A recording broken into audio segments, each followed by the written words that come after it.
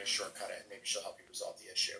So like it's like grade school shit where they're like, oh, when someone pushed me, someone and it's like, oh, why didn't literally I have this email in my inbox. It's like, so why haven't you mentioned George Floyd on your timeline once?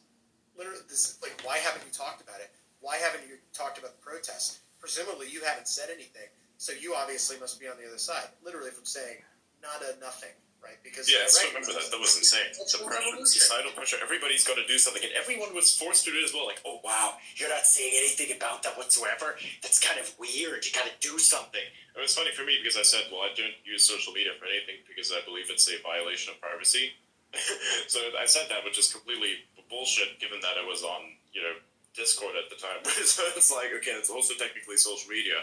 So I said, I don't use this, and I'm not going to do that because, I can't. I like to stay out of these things. I like to remain somewhat private. You can get, personal stuff out of me right here, perhaps, but even that I wouldn't be feeling comfortable with. So there's no real way to, cancel me out of anything. But damn, it was crazy. I was even there during the beginning of the woke term. We remember when woke first got introduced into the mainstream? I was there when it was born. It was fucking crazy. I still remember it. And I thought it was cool. You know what was cool? Because that word was actually great. It was meant for something that was really, really cool back then. And then somehow it evolved into some sort of new thing that this was. I still even remember that. It became a virus. Yeah, it was crazy. It was actually, it meant something really cool. And I was like, yeah, this is cool. I guess we work now. And then all of a sudden, all these people adopted it and turned it into something else entirely. And I'm like, what the fuck is this? And it took a year. Yeah, it went a year, and everything was twisted inside out and upside down. I was like, okay, I guess we're not. So we're going to be real quiet now. Yeah, it went from.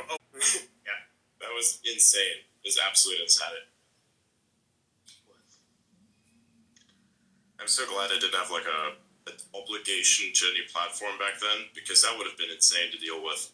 And I was relatively outspoken back then as well. I criticized the damages as well. I'd done a shit ton of research as to how much damage all the riots have caused, and specifically to which businesses, many of which were, by the way, black-owned businesses, as a matter of fact. I tallied them all together as statistics, and I had a debate session with somebody, and I even compared it to various terrorist events just for fun. I was like, by the way, this says how much this costs, this is how much this costs, this is how much this costs. By the way, all this together, yeah, that's that much. By the way, this here, what has happened to that city over here, from this group, that's not even close to whatever this is. So it's like, okay, cool. And I had the whole fucking discussion that they banned me for something. Still remember it. Kind of funny. They were more damaged. That was there early. I fucking said shit against it. Fuck you, man. This is not a the other thing that got memory hold, the other thing that got majorly memory hold